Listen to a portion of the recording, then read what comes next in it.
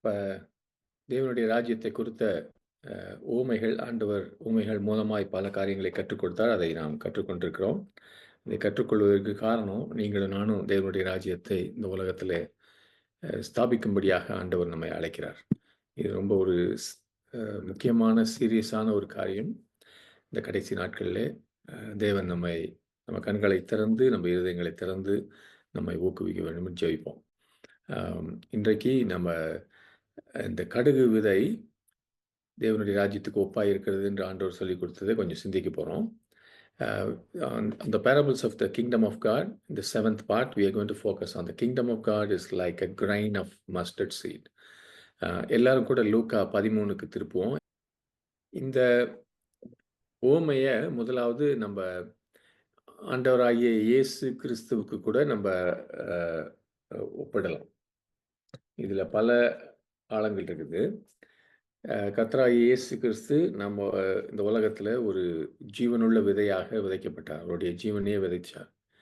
அதிலிருந்து சபை ஒரு பெரிய மரமாக எழும்பி அந்த சபை உலகம் முழுவதுமாய் சூழ்ந்திருக்கிறது என்று புரிந்து கொள்ளலாம். அந்த ஒரு மனிதனாகிய கிறிஸ்து இயேசு எல்லாராலும் ஒதுக்கப்பட்ட அந்த மனுஷர்களால் ஒதுக்கப்பட்டு சிலுவையில் அறையப்பட்டு கல்லறையில் புதைக்கப்பட்ட பிறகு ஜனங்கள் இருந்தெல்லாம் உள்ளே மண்ணுக்கு கீழே புதைக்கப்பட்ட பிறகு கூட அவர் உயிர் தெழும்பி அவர் மூலமாக பெரிய கூட்டமாக ஒரு பெரிய கூட்ட ஜனங்கள் எழும்பியிருக்கிறது நமக்கு தெரியும். அதே போலவே அந்த ஜனங்கள் எல்லாம் எழும்பி ஒரு பெரிய மரமாக இந்த நாட்களிலே கனி தந்து கொண்டிருக்கிறத பார்க்கிறோம். அதை பற்றி நாம் பார்க்க போறதில்லை. இந்த ஓமையே ஒரு விதையாட்டம், ஒரு சின்ன ஒரு வசனம் தான். அதுக்குள்ள இந்த இதில் போதிக்கிறதற்கு, இதை குறித்து அறிந்து கொள்வதற்கு பெரிய காரியங்கள் இருக்குது. அதையும் பார்க்க போறதில்லை. இன்னைக்கு குறிப்பாக பார்க்க போகிறது, இதன் மூலமாக விசுவாசிகள் எப்படி தேவனுடைய ராஜ்யத்தை இங்கே கொண்டு வருவது என்று நம்மை உற்சாகப்படுத்தும்படியாக. One seed at a time, we'll focus on motivating believers to bring the kingdom of God. ஒரு விதை, ஒரு நேரத்துக்கு ஒரு விதை. இதில் இந்த ஒரு எளிமையான சுவிசேஷ வேலையில் பின்னால் இருந்து செய்வது, அவர்கள் சுற்றி இருக்கிற உறவினர், குடும்பம், வேலை செய்கிறவங்க, சக ஊழியக்காரர்கள், அவங்களோட சுவிசேஷ காரியத்தை பகிர்ந்து கொண்டிருக்கிற அப்படிப்பட்டவர்களை உற்சாகப்படுத்தும்படியாக கூட இன்றைக்கு பார்க்க போகிறோம். கர்த்தருடைய ராஜ்யத்திலே செய்கிற எந்த வேலையுமே முக்கியமற்றது என்று சொல்லுவது மிகவும் ஒரு பயங்கரமான தவறு. அவைகளை நம்ம அப்படியே தட்டி கழிப்பது மிகவும் பெரிய தவறு. அதனால் இன்றைக்கு நான் ஒவ்வொருவரையும், இங்கே இருக்கிற ஒவ்வொருவரையும் இந்த அன்பான ஊழியத்தில், நான் கர்த்தருக்குள்ள இருக்கிற அன்பில் நான் ஊழியம் செய்யும்படியாக உங்களை உற்சாகப்படுவதற்காக இதை பகிர்ந்து கொள்கிறேன். இந்த ஓமானத்தில் தேவனுடைய சுவிசேஷத்தை, கிறிஸ்துவின் சுவிசேஷத்தை மற்றவர்களோடு பகிர்ந்து கொள்ளுகிறவர்களை குறித்த சில வெளிச்சத்தை நமக்கு இயேசு கிறிஸ்து போதிக்கிறார் இந்த ஓமை மூலமாக. இது மிகவும் எளிய வேலை என்பதை நல்லா கவனிங்க. சுவிசேஷத்தை மற்றவர்களோடு பகிர்ந்து கொள்வது, போதிப்பது என்பது எப்படி ஒரு சின்ன கடுகு விதையை எடுத்து நம்ம தோட்டத்தில் மண்ணில் போடுறோமோ அந்த அளவுக்கு அது ஒரு எளிமையான வேலை. இதில் பல காரியங்கள் ஒவ்வொரு இந்த வெங்காயத்துக்கு, ஆனியனுக்கு லேயர்ஸ்லாம் பிரிக்கிற மாதிரி இந்த ஓமையை பிரித்து பார்ப்போம். ஒரு 17-18 பாயிண்ட் இருக்குது. முதலாவது, the man took the seat. அங்கே ஒரு மனுஷன், அவன் பேர்லாம் சொல்ல, அவன் இந்த விதையை எடுத்தான். It is like a grain of mustard seed which a man took. இது பரலோக ராஜ்யம் என்பது கடுகு விதையை ஒரு மனுஷன் எடுத்தான் பாருங்க. அப்படின்னு போட்டிருக்கு. ஆண்டவர் சொன்னார், ஒரு மனுஷன் எடுத்தான். he picked it up from a bag of seeds. இந்த விதையெல்லாம் ஒரு பேக்லேயோ ஒரு பாக்ஸ்லேயோ இருந்திருக்குன்னு வச்சுக்கலாம், நிறைய விதைகள். அதில் அந்த கடுகு விதையோட சைஸ் நான் பார்த்துருக்கேன். அவங்க சொல்ற கடுகு விதை பாலஸ்தீன தேசத்தில இருக்கிறது ரொம்ப அப்படி தூசியாட்டம் இருக்குது. நம்ம பார்க்குறோம்ல கடுகு விதை, அதையாவது நம்ம கையில பிடிக்கலாம். அதில ஒரு 1 இல்ல 10 அது மாரி அந்த கடுகு விதை வந்து ஒரு 10% கூட இல்ல. ஒரு தூசி மாரி இருக்குது. ஒரு மண்ணோட சைஸ். அ அவன் எடுத்தது ஒரே ஒரு விதை. அந்த பேக்லேருந்து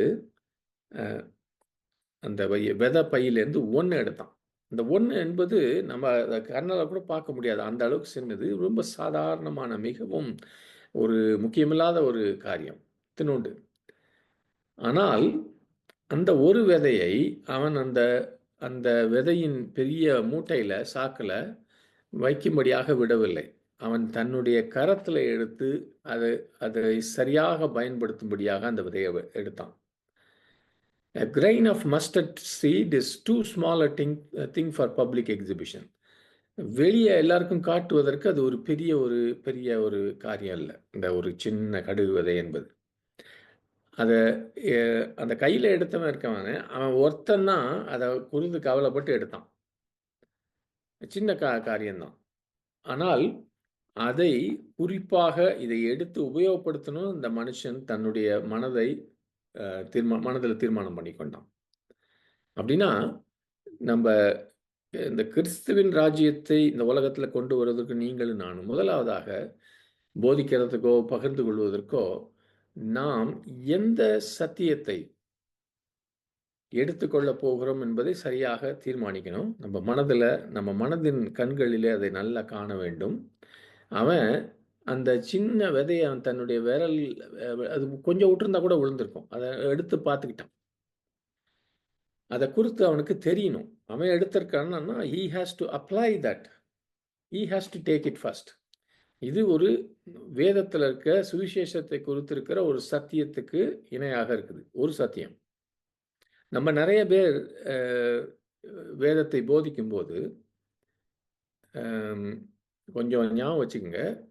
சரியாக தியானம் பண்ணாததுனால, ஒரு 30, 40 வசனம் எழுதி வச்சுட்டு வருவோம்.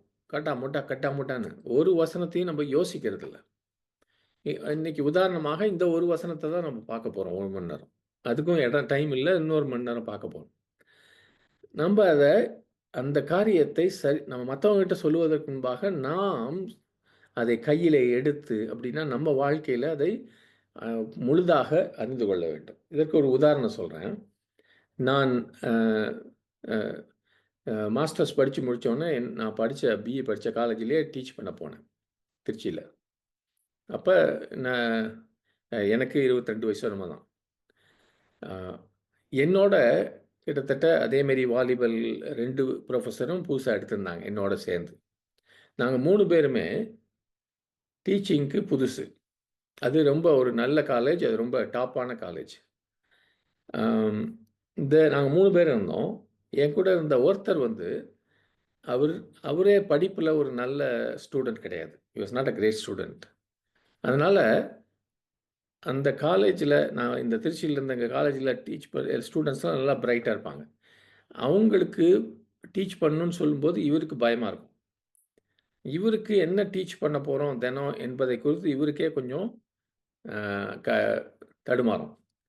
அதனால நீங்க நம்புறீங்களோ இல்லையோ, 11 மணிக்கு டீச் பண்ணணும் அந்த கிளாஸ் அப்படின்னா, 10 மணிக்கு என் ரூமுக்கு வந்துருவாரு.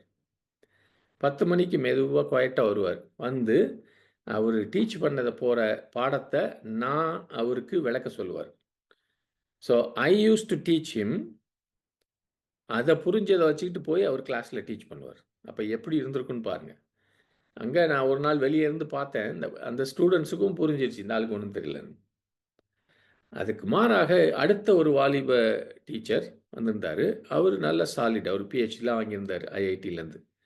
அதனால அவருக்கு கொடுக்கப்பட்ட பாடத்த நல்லா படிச்சுட்டு, ரொம்ப ஒரு கான்ஃபிடென்ட்டா போவார் கிளாஸ்க்கு. அவருக்கு நல்ல ஒரு கிளாஸ்ல சக்சஸ் இருந்துச்சு. அப்ப என்ன ஆச்சுன்னு நெனைக்கிறீங்க? 1 வருஷம் கழிச்சு, அந்த முதல் ஆளு சொன்னேனே, அவரு டீச்சிங்கே விட்டுட்டாரு. பாலிடிக்ஸ்க்கு போயிட்டாரு. இந்த 2வது ஐயா, நல்லா தெரிஞ்சு இது பண்ணவரு, நான் அடுத்த வருஷம் நான் அமெரிக்காவுக்கு போயிட்டேன். இவரு அதே காலேஜில அடுத்த 40 வருஷத்துக்கு மேல புரொஃபஸரா இருந்து இப்பதான் ரிட்டயர் ஆனார். அப்ப என்னன்னா, நாம் எதை போதிக்கப் போகிறோம் என்பதை, எதை மற்றவங்களோடு பகிர்ந்து கொள்ளப் போகிறோம் என்பதை குறித்து நமக்கு தெளிவு இருக்கணும். The man took the seed. What you teach, you must first take it. நல்லா உங்களுக்கெல்லாம் தெரியும். நம்ம எல்லாருக்குள்ளயும் பரிசுத்த ஆவியானவர் இருக்கிறார். நான் ஒரு காரியத்தை எனக்கே தெளிவு இல்லாமல் இருக்கும்போது, எனக்கு அந்த என்னுடைய வாழ்க்கையில புரிந்து கொள்ளுதலும், கீழ்ப்படிதலும் இல்லாமல் இருக்கும்போது, எவ்வளவுதான் நான் ரொம்ப அழகாக போதிச்சாலும், எவ்வளவுதான் நான் உட்கார்ந்து அப்படி கத்தி கித்தி அத அடிச்சு, இத அடிச்சு, படமெல்லாம் போட்டு, பவர் பாயிண்ட் போட்டு என்ன பண்ணாலும், நீங்க ஆவிக்குரிய ஒரு மனுஷனா இருந்தா உங்களுக்கு புரிஞ்சிரும். இந்த ஆளு கதை விடுறாரு. அதற்கு மாறாக நல்ல என் வாழ்க்கையில கீழ்ப்படிதல் இருக்குது. அத ஒரு மிகவும் எளிதாக சொன்னாலும் கூட ஆவியானவங்க கிரியை செய்வார். So unless a truth is clearly seen and distinctly recognized by the teacher, very little will come of it to the students or the taught. ஒரு ஒரு ஒரு சின்ன சத்தியம் நீங்க பகிர்ந்து கொள்ள போவது, அதை தெளிவாக நீங்கள் பார்க்காவிட்டால், சரியாக அதை புரிந்து கொள்ளாவிட்டால், நீங்கள் அதை போதிக்கும்போது உங்களுடைய போதனை கேட்கிறவர்களுக்கு கொஞ்சம் தான் ரொம்ப பிரயோஜனமே இருக்காது. அது நீங்க சொல்லுவது மிகவும் எளிதான சத்தியமாக இருக்கலாம். ஆனால் அத அத போதிக்கிற நீங்க அத எடுத்து புரிந்து கொண்டு, ஏற்றுக்கொண்டு, அதை நேசித்து, அதோடு சேர்ந்து நான் எதையாவது செய்ய வேண்டும் என்ற வாஞ்சையோடு செய்யணும். சகோதரனே, சகோதரியே, முதலும் முக்கியமாக சுவிசேஷத்தை பிரசங்கிக்கிறதை குறித்து பார்த்து கொண்டிருக்கிறோம். நீங்களும் நானும் சுவிசேஷத்தை கைப்பிடிக்க வேண்டும். அதை விசுவாசிக்க வேண்டும். அதை நம்ம ஏற்றுக்கொண்டு மெச்ச வேண்டும். மற்ற எல்லாவற்றுக்கும் மேலாக அதை விலையேற பெற்றதாய் நினைக்க வேண்டும். அந்த சத்தியம் என்னுடைய வாழ்க்கையில நான் நேசித்து அதை என்னுடைய வாழ்க்கையில அதை வாழ வேண்டும். ஆமென். அப்படிப்பட்ட கைதான் இந்த சத்தியத்தை பிடித்திருக்கிற கைதான் விதைக்க முடியும். Only a hand that is grasping it well can sow it well. ஆமென்.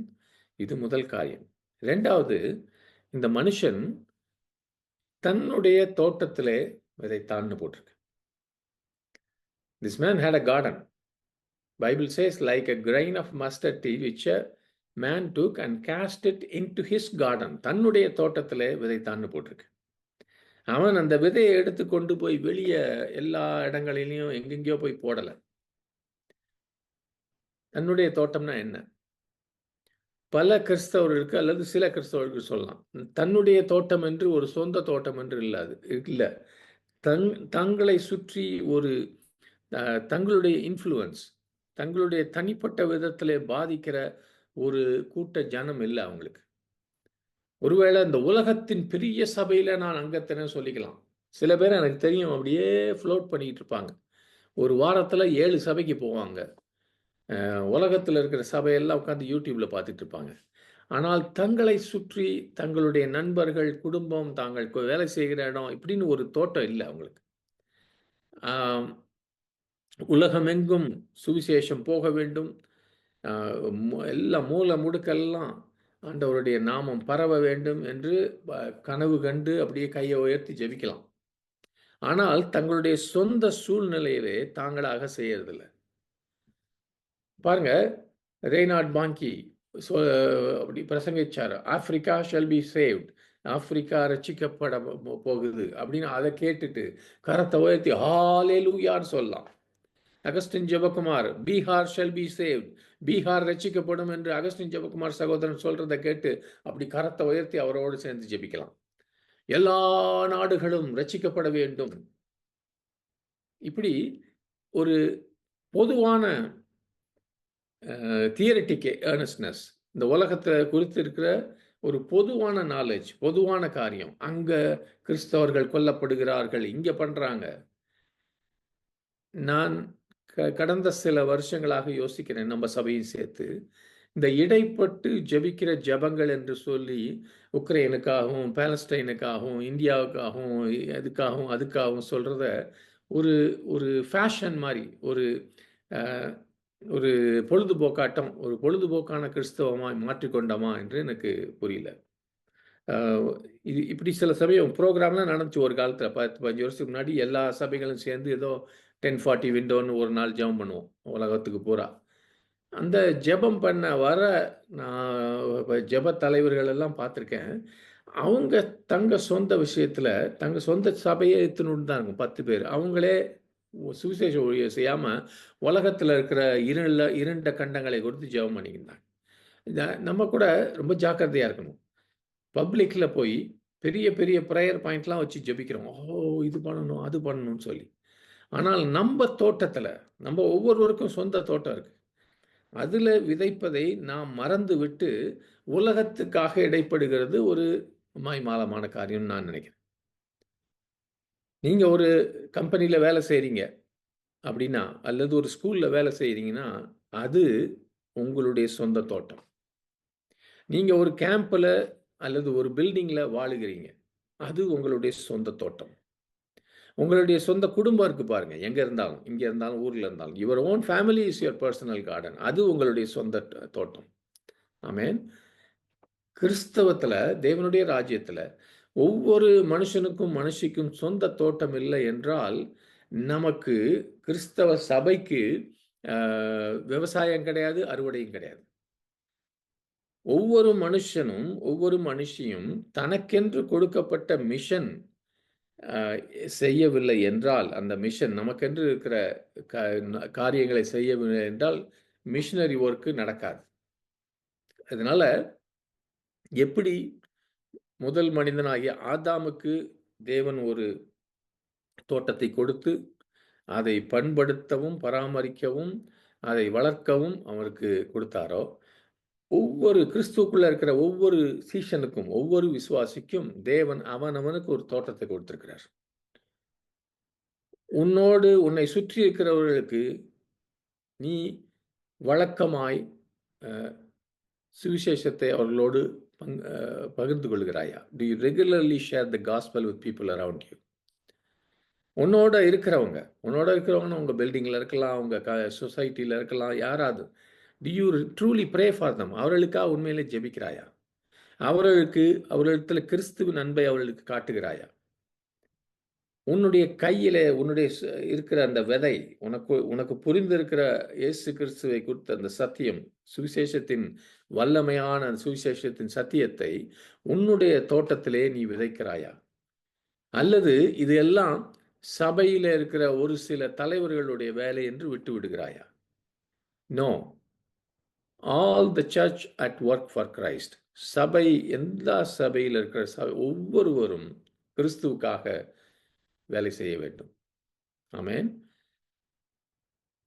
நீ உன்னுடைய வாழ்க்கையில எழுந்து கர்த்தருக்காக எதையாவது செய்கிறாயா?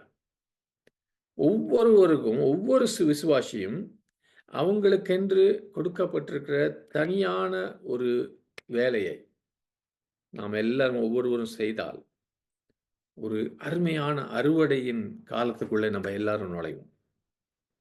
அது எப்படின்னா, முதலாவது அந்த சத்தியமாகிய அந்த விதையை ஒவ்வொருவரும் தங்க தோட்டத்தில விதைக்கிறத. பாருங்க, இங்க ஒரு 40, 50 பேர் இருக்கோம்னு வச்சுக்கங்க. ஒரு உதாரணத்துக்கு சொல்றேன். நீங்க இந்த நாள்ல உங்களோட இருக்கிறவங்க யாரையாவது ஒருத்தர்ட்ட போய், "ஐயா, உனக்கு இந்த காரியத்தில குழப்பம் இருக்கா? மனசு இந்த மீட்டிங்க்கு வாங்க. இல்லாட்டி என்னோட சர்ச்சுக்கு வாங்க." நீங்க ஒரு ஆள கூப்பிட்டுருக்கீங்களா? உங்களோட வேலை செய்றவங்கள. தொடர்ந்து அவங்களுக்காக ஜெபிக்கிறீங்களா? இப்படி ஆனா என்ன ஆகும்னா, ஒவ்வொரு கிறிஸ்தவனும் தன்னுடைய தோட்டத்தில அருமையான அ அ ரோஜா பூக்களை அவன் வளர்க்கும்போது, அ சபை முழுவதுமாய் ரோஜா தோட்டமாக மாறிவிடும். ஆமென்.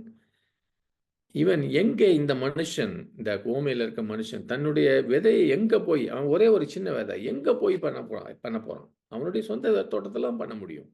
அது அவனுக்கு அருகிலே இருக்குது. அவனுக்கு மிகவும் நெருங்கிய ஒரு தோட்டம். அங்க தான் போணும். சொந்த தோட்டத்துக்கு போகணும். Teach your own children. உங்களுடைய சொந்த பிள்ளைகளுக்கு சொல்லிக் கொடுங்க. Speak to your neighbours. உங்கள் அக்கம் பக்கத்தில் இருக்கவங்ககிட்ட பேசுங்க. Speak to your coworkers. உங்களோடு வேலை செய்கிறவங்கக்கிட்ட பேசுங்க. Seek the conversion of those whom God has especially entrusted you. உங்கள் கையில் கொடுத்துருக்கிற ஒரு சிலரை ஆண்டவருடைய ராஜ்யத்தில் சேர்க்கும்படியாக நீங்கள் சுவிசேஷத்தை அவர்களோடு பகிர்ந்து கொள்ளுங்க. ஆமென். He sowed it in his own garden. மூன்றாவது காரியம், அவன் விதைத்தான். அவனுக்கு தோட்டம் இருக்குது, கையில் விதை இருக்குது. அந்த மனுஷன் விதைத்தான். அந்த விதைத்தான் என்பது இந்த ஓமையினுடைய ஒரு சென்டரான ஒரு காரியம். உங்களுடைய பையில ஆயிரக்கணக்கான விதைகள் இருக்கலாம். போய் பாருங்க. இன்னைக்கு இந்த இடத்துல இருக்கவங்கள கூட நிறைய சத்தியங்களை கேட்டிருக்கீங்க பல வருஷங்களாய். இப்போ உடனே உங்ககிட்ட ஒரு 30 வசனம் 100 வசனம் இதை எழுதுங்க, இல்லை இந்த காரியத்தை குறித்துனா கடகடன்னு எழுதிடுவீங்க. நம்ம கையில் எல்லார் கையிலையும் பெரிய பேக் இருக்குது.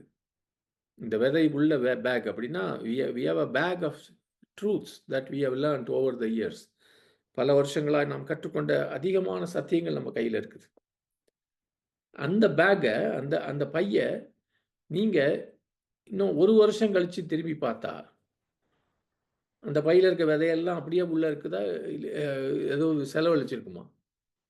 இல்லை அந்த பையை கொண்டு போய் ஒரு 7 வருஷம் காய போடுறீங்க, நத்திங் வில் ஹேப்பன். பையில் விதை இருக்குது, ஆனால் நீங்கள் ஒன்றும் செய்யலை, ஒன்றும் நடக்காது. சத்தியம் என்பது நம்ம ஒவ்வொருவரும் நமக்குள்ளே அடக்கி வைத்து கொள்வதற்காக கொடுக்கப்படவில்லை.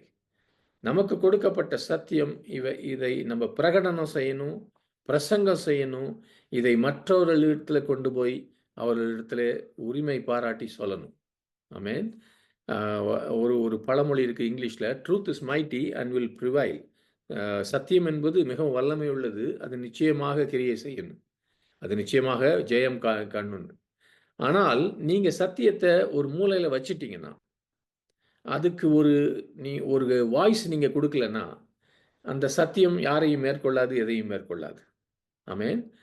எப்பெல்லாம் இந்த பெரிய சத்தியங்கள், பெரிய உண்மைகள் மேற்கொண்டுச்சுன்னா, நல்ல தைரிய புருஷர்களாக இருக்கிறவங்க. இது நான் சொல்கிறது பைபிள் மாத்திரம் இல்லை. இந்தியா சுதந்திரம் அடையணும்னு ஒரு பெரிய நம்ம அடிமைகளாக இருக்கக்கூடாதுன்னு எல்லாருக்கும் தெரியும். அது ஒரு பெரிய உண்மைன்னு வச்சுக்கோங்க. ஆனால் அதை வச்சுக்கிட்டு அப்படியே எல்லாரும் உட்கார்ந்துருந்தாங்கன்னா ஒன்றும் நடந்திருக்காது. ஒரு சில தைரிய புருஷர்கள் அதை வெளியே எல்லாருக்கும் சொல்ல ஆரம்பிச்சாங்க. அதுபோல அதை விட மேலானது சுவிசேஷ சத்தியம். பல புருஷர்களும் ஸ்திரீகளும் அதை தொடர்ந்து அறிக்கை செய்தல தொடர்ந்து இருந்த போதுதான் தைரிய புருஷர்களும் புருஷிகளும் இது ஒருவேளை போற இடங்களில் மற்றவர்களுக்கு பிடிக்கல இது சொல்வது, அதுக்கு எதிராக நின்னாங்க. அப்ப கூட இந்த தைரியமுள்ளவர்கள் இதை குறித்து மிகவும் உண்மையாக, ஏர்னஸ்டாக, சின்சியராக அவங்க அதை சொல்லி இதை குறித்து பேசும்போது தான் அந்த சத்தியம் அங்கே மேற்கொண்டது. சத்தியம் முக்கியம், சத்தியம் வல்லமை உள்ளது. அது எப்போ மேற்கொள்ளும்னா, ஒரு மனுஷன் அதை தன்னுடைய நாக்கையும் தன்னுடைய வாழ்க்கையும் அதை அறிக்கை செய்ய கொடுக்காவிட்டால் அந்த சத்தியம் தானாக செய்ய முடியாது. நம்ம சுவிசேஷமும் அப்படிதான். சுவிசேஷம் போதிக்கப்படாவிட்டால், சுவிசேஷம் அறிவிக்கப்படாவிட்டால் அது சாத்தானை மேற்கொள்ளாது. அறிவிக்கப்படாத சுவிசேஷம் சாத்தானையும் இருளையும் மேற்கொள்ளாது.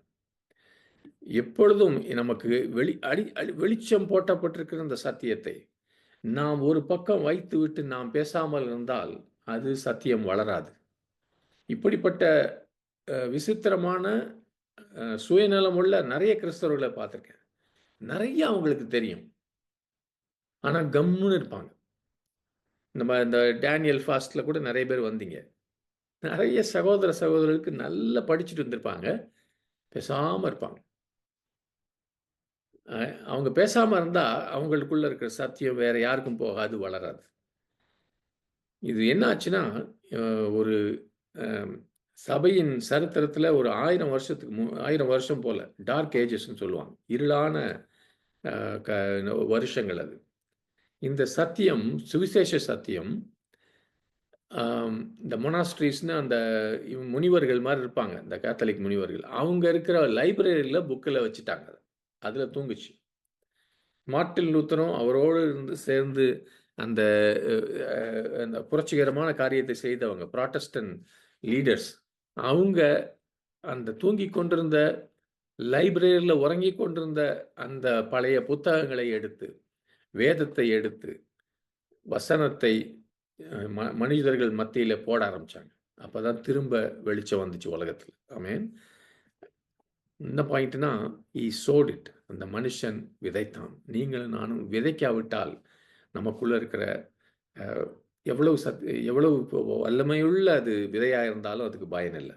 4வது, ஈ சோட் ஜஸ்ட் த சீட். அவன் கையில் இருந்த அந்த தன்னுடைய விதையை மாத்திரம்தான் விதைத்தான் தன்னுடைய தோட்டத்தில்.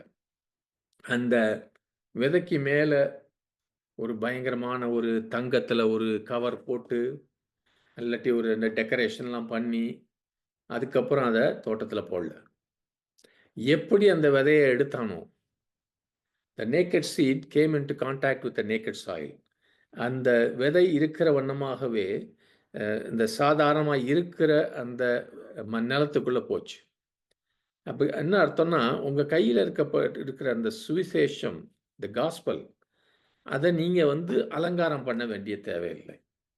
உங்களுடைய அழகான அடுக்குமொழி வார்த்தைகள், பயங்கரமாக அப்படியே எக்ஸ்பிளைன் பண்ணுறது, எலாபரேட் எக்ஸ்பிளனேஷன், இதெல்லாம் சொல்லி அலங்கரிக்க தேவையில்லை. ஒரு அவிசுவாசியினுடைய இருதயத்தில் சுவிசேஷ விதையை அது இருக்கிற வண்ணமாகவே போட்டால் போதும். You don't have to apologise for Jesus Christ. இயேசு கிறிஸ்து என்ற பேரை சொல்லக்கூட பல பேருக்கு ஒரு தயக்கமாக இருக்குது. அதனால் நிறைய தடவை சுவிசேஷம் சொல்லும்போது கடவுள் ஒன்றை ஆசீர்வதிப்பார், ஆண்டவர் ஒன்று ஆசீர்வதிப்பார், அப்படி இப்படி மழுப்பிக்கிட்டுலாம் போகிறாங்க. நிறையா இந்துக்கள் மத்தியில் நீங்கள் போய் சுவிசேஷத்தை சொல்லும்போது அவங்க கேட்குறாங்கன்னு வச்சுங்க, இயேசுவும் ஒரு கடவுள் தானே அப்படின்னா, ஆமாம் அவரும் ஒரு கடவுள் தான், அப்படி தலையாட்டிட்டு போயிடுறது. இது மனுஷனை திருப்திப்படுத்துறதுக்காக அதுக்கு மேலே ஒரு கோட்டிங் போடுறது. அது உண்மை கிடையாது. சத்தியத்தை, இயேசுவே ஒரே வழி, ஒரே இரட்சகர், சிலுவையில் நம்ம எல்லாருக்காக மரித்தார், இந்த தெளிவான சிம்பிளான எளிமையான சத்தியத்தை எந்த சுகர் கோட்டிங்கும் பண்ணாமல், எந்த அலங்காரமும் பண்ணாமல், மறைக்காமல் இருக்கிற வண்ணமாகவே அவங்க இருதயத்தில் போடணும். பின்னாடி கற்றுக்க போகிறோம். வரப்போகிற பலனை குறித்து நீங்கள் யோசிக்காதீங்க. விதைக்கிறது உங்களுடைய வேலை. கொடுத்த விதையை விதைக்கிறது உங்களுடைய வேலை. உங்களுக்கு தெரிந்த சத்தியத்தை, புரிந்த சத்தியத்தை, ஏற்றுக்கொண்ட சத்தியத்தை இருக்கிற வண்ணமாகவே, இப்போ நான் சொல்லிக் கொண்டிருக்கலாம் சுவிசேஷத்தை பிரசங்கிக்கிறதுக்காக அவிசுவாசிகள் மத்தியில். I am only talking about evangelising with the gospel among unbelievers. That is how the kingdom of God spreads. இயேசு கிறிஸ்து, கர்த்தராகிய இயேசு கிறிஸ்துவை குறித்த சத்தியத்தை அவருடைய மனதில் போடணும். அவர்களுக்கு அவங்களுக்கு அது தெரிஞ்சால் போதும். நீங்கள் உங்களோட ஒப்பீனியன் என்ன, உங்களுடைய கருத்து என்னன்னு சொல்லணும் அவசியம் இல்லை. அந்த சத்தியமே அவர்களுக்கு பேச ஆரம்பிக்கும். சில பேர் என்ன செய்வாங்க, சத்தியத்தை எடுத்துக்கொண்டு அதோடு சேர்ந்து நம்மளோட ஐடியா, நம்மளுடைய பாரம்பரியம், சில காரியமெல்லாம் இருக்கலாம், அதெல்லாம் அதில் போட ஆரம்பிப்பாங்க. இந்த மாதிரி இருக்காங்க இல்லையா சில ஆளுங்க, பெந்தகோஸ்தே ஆளுங்கன்னா, இயேசு கிறிஸ்து உங்களுடைய பாவத்துக்காக மரித்தார், நீங்கள் ஆண்டவர்கிட்ட வரணும்னா நீங்கள் வெள்ளை சட்டை, வெள்ளை பேண்ட்டு போடணும், ஷேவ் பண்ணணும், நகையை கழட்டணும், இதெல்லாம் ஆட் பண்ணிக்குவாங்க. The gospel is not a boat to be loaded with human thoughts or fine speculations or poetry or oratory or pretty tales. கர்த்தருடைய சுவிசேஷம் என்பது ஏதோ ஒரு போட்டு போல நம்முடைய சொந்த ஐடியாஸ், நம்மளுடைய சொந்த கற்பனைகள், நம்மளுடைய கவிதைகள், நம்ம அடுக்குமொழியாய் பேசுகிறது, அழகாய் சொல்லுகிற கதைகள், இவைகளெல்லாம் போடுற ஒரு போட்டு கிடையாது. No way, no way. The gospel is the thought of God. சுவிசேஷம் என்பது தேவனுடைய நினைவு, தேவனுடைய சிந்தனை. அது மாத்திரம், அதுவே ஒரு ஆத்துமாவுக்கு தேவையான செய்தி. தேவனிடத்திலிருந்து பியூரா வந்த சுத்தமான அந்த செய்தி போதும். அது மாத்திரம் தான் ஒரு ஒரு ஆத்துமாவுக்கு தேவை. அந்த சுவிசேஷத்தை நீங்க அப்படியே விதைத்தால் அதுதான் வளரும். ஆமென். ஒரு சத்தியத்தை எடுத்துக்குவோம். எல்லா மனிதர்களும் பாவம் செய்து நம்ம மகிமையை இழந்து விட்டோம். இயேசு கிறிஸ்து மாத்திரமே ஒரே இரட்சகர். இது ஒரு சுவிசேஷத்துல ஒரு முக்கியமான ஒரு சத்தியம். இதை உங்களுடைய நினைவுல வைக்கும்போது, இதை எந்த அளவுக்கு இந்த சத்தியத்தை எவ்வளவு சிம்பிளா, கிளியரா, எவ்வளவு அப்பட்டமாக போதிக்கணும்னு யோசிச்சுக்கணும். இதுல எதுவும் மாய்மாலம் பண்ணக்கூடாது, பாலிஷ் பண்ணக்கூடாது. இயேசு கிறிஸ்துவை விசுவாசிக்கிற எல்லாருக்கும் நித்திய ஜீவன் உண்டு. இயேசு கிறிஸ்து தன்னுடைய சொந்த சரீரத்துல சிலுவையில நம்முடைய எல்லாருடைய பாவங்களையும் சுமந்து தீர்த்து விட்டார். நமக்காக அவர் பாடுபட்டார். அவர் நீதிமானாயிருந்தும் அநீதி செய்கிற நமக்காக பாடுபட்டார்.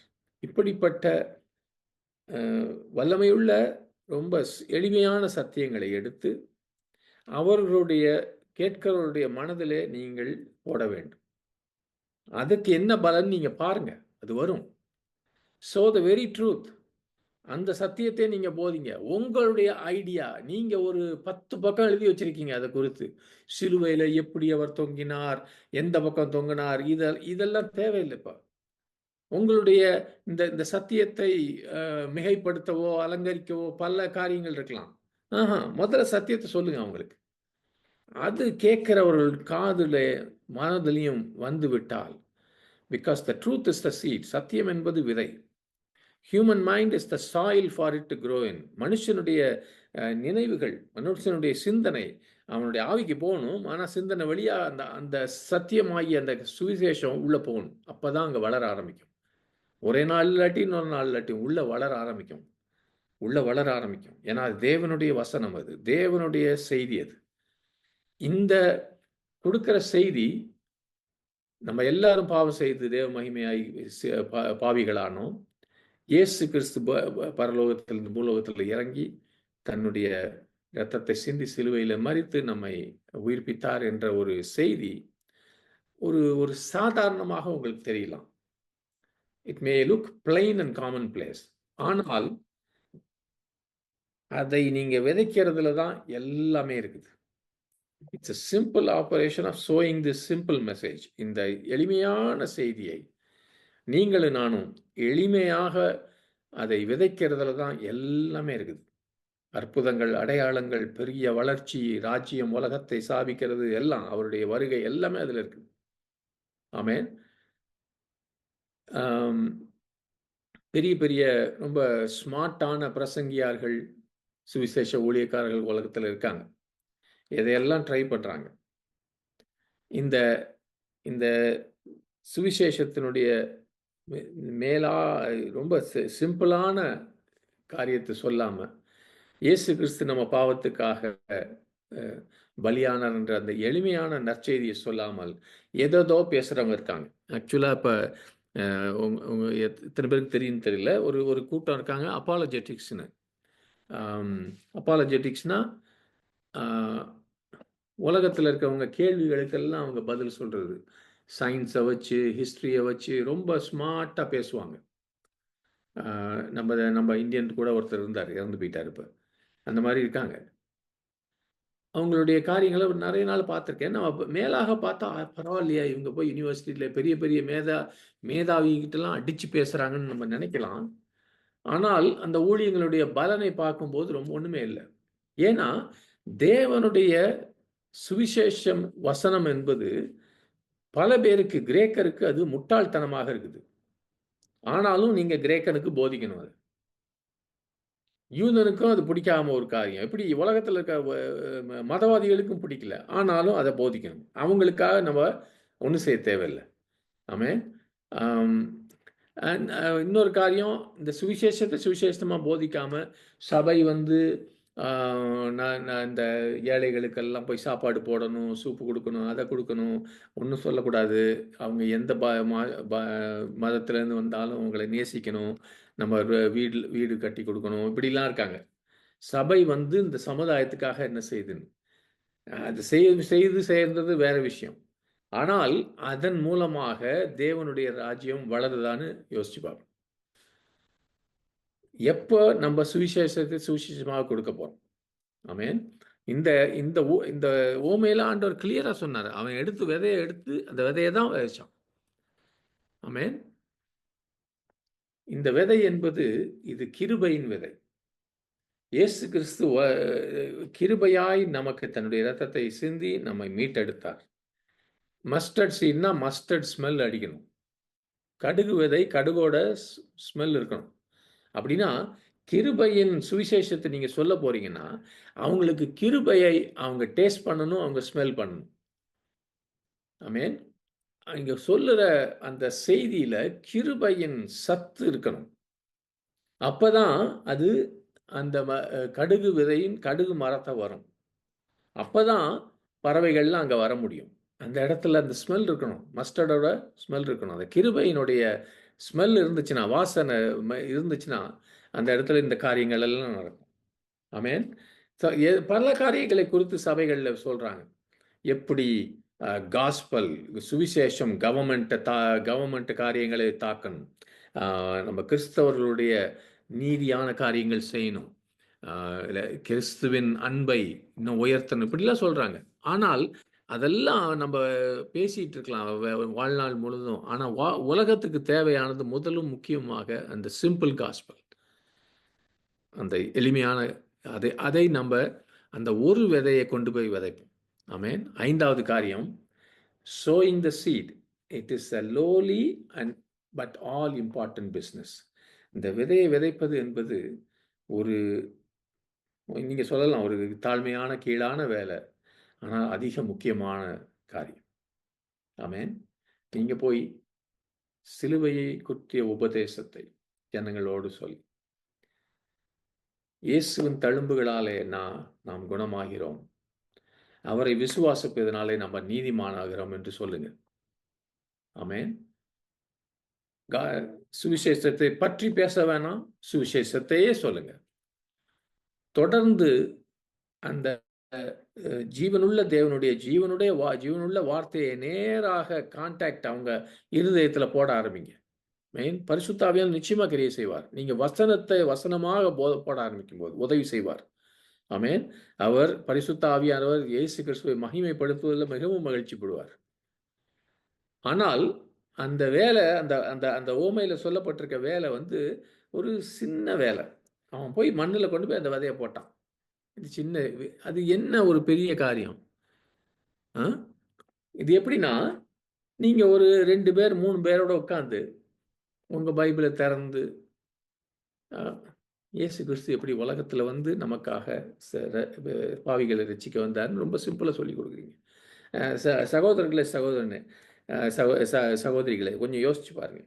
இப்ப நம்ம எல்லாருமே ரொம்ப ஸ்மார்ட்டா பிரசங்கம் பண்ண பார்க்குறோம். அதெல்லாம் பண்றோம். ஆனால் இந்த பெரிய பெரிய ஊழியக்காரர்களை நான் பார்த்துருக்கேன். சாது சுந்தர் சிங் யோசிச்சு பாருங்க. அப்போஸ்தலர் பவுல யோசிச்சு பாருங்க. அதுக்கப்புறம் இப்ப இருக்கிற எல்லா பெரிய ஊழியக்காரர்களும் டி.எல். ஆஸ்பான், பாங்கே யாரா இருந்தாலும் பில்லி கிரஹாம். அவங்களோட மெயின் மெசேஜ் ஒண்ணுதான். இயேசு கிறிஸ்து பாவிகளை ரட்சிக்க உலகத்துக்கு வந்தார். சிம்பிள். அவங்கள வந்து பெரிய ஸ்மார்ட்டான ஆளுங்க, இன்டலெக்சுவல் அப்படின்னு எல்லாரும் நினைப்பாங்கன்றதுக்காக அவங்க இல்ல. ரொம்ப சாதாரண வேலை. ஆனாலும் அந்த சாதாரண வேலை கூட அந்த கடுகு விதைக்கும் சரி, அந்த தோட்டக்காரனுக்கும் சரி, இந்த விதைக்கிறது என்பது மிகவும் முக்கியமானதா எடுத்துக்கிட்டாங்க. ஏன்னா, அந்த விதை வந்து பெருசா வளராது இந்த சாயில்ல. எப்ப? அந்த ஒரு விதைய விதைக்கலாம். ஆமென். அவன் விதைச்சாதான். அப்படின்னா, நீங்க ஒரு சின்ன வேலை செய்றீங்க. சிம்பிளான வேலை செய்றீங்க. சர்ச்சுக்குள்ளேயோ ஒரு பிரேயர் மீட்டிங்ல வரும்போது கை குடுக்குறீங்க. அதை குறித்து கொஞ்சம் கூட நீங்கள் அது சோர்வடையக்கூடாது. அது ஒன்றும் முக்கியம் இல்லைன்னு நினைக்காதீங்க. ஆமென். நீங்கள் தேவகுமாரனை குறித்து மற்றவங்ககிட்ட சொல்லும்போது உங்களுக்கு தெரிஞ்ச விதத்தில் சொல்லலாம். நமக்காக வந்து வாழ்ந்து நம்மை நேசித்து மரித்து உயிர்த்தெழுந்திருக்கிறார் என்று சொல்றது ஒரு பெரிய மீட்டிங்ல நின்னு 2,00,000 ஜனங்களுக்கு முன்பாக கரத்தை உயர்த்தி ஆவுன்னு கத்துறது இல்ல. சிம்பிள் தான். ஆனால் அந்த இரட்சகர் மேல விசுவாசிக்கும்படியாக அவங்ககிட்ட கேளுங்க. அவங்களுக்காக ஜெபம் பண்ணுங்க. அவங்க நிச்சயமா ரட்சிக்கப்படும்படியாக. புதிய அ புதிய ஜீவன் அப்படின்னா என்ன? எப்படி பரிசுத்த ஆவியானவர் உங்களை புதிய மனுஷனாய் மாற்றுவார்? இப்படிலாம் மெதுவா சொல்லி கொடுக்க ஆரம்பிங்க. இதெல்லாம் இல்லாம நீங்க தேவனுடைய ராஜ்யத்தில, பரலோக ராஜ்யத்தில நுழைய முடியாதுன்னு சொல்லிக் குடுங்க. இந்த சின்ன சின்ன காரியங்களை ஒரு கடுகு விதையாட்டம் போட ஆரம்பிச்சா, அங்க கடுகு மரம் முளைக்க ஆரம்பிக்கும். Teach the gospel of grace. கிருபையின் சுவிசேஷத்தை சொல்லுங்க. Nothing but the gospel of grace. கிருபையின் சுவிசேஷத்தை தவிர வேற எதையும் சொல்லித் தர வேண்டாம். மதங்களை குறித்து ஆர்கியூ பண்றது, உன் மதம் தப்பு, என் மதம் தப்பு, அவரு தப்பு, இவரு தப்புலாம் அதெல்லாம் விட்டுருங்க. கிருபையின் சுவிசேஷத்தை சொல்லுங்க. கிருபை அவங்க இருதயங்கள்ல அந்த ஜனங்களுக்குள்ள வளர ஆரம்பிக்கும். ஆமென். ஸோ 5வது பாயிண்ட்டு, இது ரொம்ப ஒரு சின்ன வேலையாக தெரியலாம். முக்கியமில்லாத வேலையாக தெரியலாம். ஆனா அது மிகவும் முக்கியமான காரியம். இதை குறித்து சோர்ந்து போகவே கூடாது. One single seed. அது 6வது காரியம். அந்த மனுஷன் போட்டது ஒரு ஒரு ஒரு விதை. And it's small one. அந்த அ அந்த சுவிசேஷத்தின் செய்தி சின்னது. ஆனா பிலீவ் அண்ட் லிவ். அதை விசுவாசித்து நீங்க ஜீவன் இருக்கணும். Look to Jesus dying in the sinners stead. பாவிகளுக்காக இயேசு மரித்ததை பாருங்கள். சிலுவையில் அறையப்பட்ட இயேசுவை பாருங்கள். ஆமென். அந்த இஸ்ரவேல் பார்த்தாங்க இல்லையா? அந்த அம் உயர்த்தப்பட்ட அந்த பாம்ப பார்த்தாங்க இல்லையா? அப்படி பிழைத்துக் கொண்டாங்க. அந்த மாரி இயேசுவை பார்க்க சொல்லுங்க. ஆமென். இதை அம் சில பேரு என்ன சொல்றாங்கன்னா, "இது ரொம்ப சிம்பிளா இருக்கு பிரதர். இன்னும் கொஞ்சம் கஷ்டமானத சொல்லிக் குடுங்க." மாடர்ன் சர்ச் லீடர்ஸ் அவங்களுக்கெல்லாம் புதுசா இருக்கவங்களுக்கெல்லாம் நியூ மெத்தட்ஸ் வேணும். நெறைய டீச் பண்றாங்க. இந்த இறையியல் கல்லூரியில பிரசங்கத்துக்குன்னு டீச் பண்றாங்க. இப்படி பண்ணும், அப்படி பண்ணணும். நம்ம வந்து இப்படி வீணான இப்படி கற்பனைகளுக்குள்ள புதிய புதிய காரியங்கள போக வேணாம். அவர்களுக்குள்ள இத போதிச்சா போதும். It's our duty to teach everybody the simple truth. Jesus came into the world to save sinners. இயேசு கிறிஸ்து உலகத்திலே பாவிகளை ரட்சிக்க வந்தார். அவரை விசுவாசிக்கிறவர்கள் நிச்சயமாய் அழிய மாட்டாங்க, மரிக்க மாட்டாங்க. அவர்களுக்கு நித்திய ஜீவன் உண்டு. ஆமென். ஹல்லேலூயா. ஆமென். இது தொடர்ந்து நம்ம செய்வோம். தொடர்ந்து செய்வோம். இதனால என்ன மாரல் இது வரப்போகுது? சில பேர் என்ன செய்றோம்? சுவிசேஷத்த சொல்வதற்கு முன்பாக நீ பீடி சிகரெட் குடிக்கிறத நிறுத்தணும். ட்ரக் அடிக்கிறத நிறுத்தணும். தண்ணி போடுறத நிறுத்தணும். இத செய்யக்கூடாது, அத செய்யக்கூடாதுன்னு நம்ம ரூல் எல்லாம் கொண்டாடுறோம். நெறைய பேர் நான் பார்த்துருக்கேன். சுவிசேஷத்தை பிரசங்கிக்க முன்பாக நல்ல பழக்கவழக்கங்களை பிரசங்கிக்கிறீங்க. That is not right. அப்படி ஆண்டவர் செய்யல. சுவிசேஷத்தை அவங்க ஏற்றுக்கொள்ளட்டும். விசுவாசத்தினால் தான் ஒருவன் நீதிமானாகிறான். இயேசுவை விசுவாசிக்கும்போது அவனுக்குள்ள நீதி வருது. அவன் பீடி சிகரெட்டை நிறுத்தினதுனால, குடிக்கிறத நிறுத்தினதுனால, ட்ரக் அடிக்கிறத நிறுத்தினதுனால, விபச்சாரம் செய்றத நிறுத்தினதுனால அவன் நீதிமானாக மாறவில்லை. அவன் நீதிமானாய் மாறுவதனால, சுவிசேஷத்தின் வல்லமை அவனுக்குள்ள வந்ததுனால இதெல்லாம் வரும். அவனுக்கு இதெல்லாம் போதிக்கணும்னு அவசியம் இல்ல. அதெல்லாம் நல்லது. நீங்க போதிச்சா பரவால்ல. ஆனாலும் சுவிசேஷத்தை போதிக்கிறது மூலமாக அதை விட 100 மடங்கு பலன் உண்டு. ஆமென். It is the power of God and salvation. ரட்சிப்புக்கு ஏதுவான ஒரு வல்லமைன்னு நம்ம பார்க்குறோம். விசுவாசிக்கிற ஒவ்வொன்றுக்கும் ரோமர்ல வாசிக்கிறோம். ஆமென். அதனால சுவிசேஷம் வந்து நற்காரியங்களை செய்வதற்கு எதிரின்னு அவசியம் இல்ல. அப்படி இல்ல. இது ஆக்சுவலா நற்காரியங்களை செய்வதற்கு நமக்கு வல்லமையும், நமக்கு உந்து சக்தியாக இருக்குதுன்னு அர்த்தம். ஆமென். உண்மையானவைகளோ, நேர்மையானவைகளோ, நற்கி ந ந அ அ நல்ல நல்ல ஒரு நற்கிரியைகள் செய்றதெல்லாம், இவைகள் எல்லாம் எங்கே இருந்தனா அந்த இயேசு கிறிஸ்துவின் சுவிசேஷம் நமக்குள்ள ஆவியை சுத்தமாக்கி புது மனுஷனாக்கி இதையெல்லாம் செய்ய வைக்கும். ஆமென். அதனால இந்த அஹ், அரசியல் பேசுவது, இந்த மதங்களை குறித்து பேசுவது, இது சரித்திரத்தை பேசுவது, இதெல்லாம் விட்டுட்டு எடுத்தவொன்னு அவிசுவாசிக்கிட்ட போகும்போது சுவிசேஷத்தை சொல்லுங்க.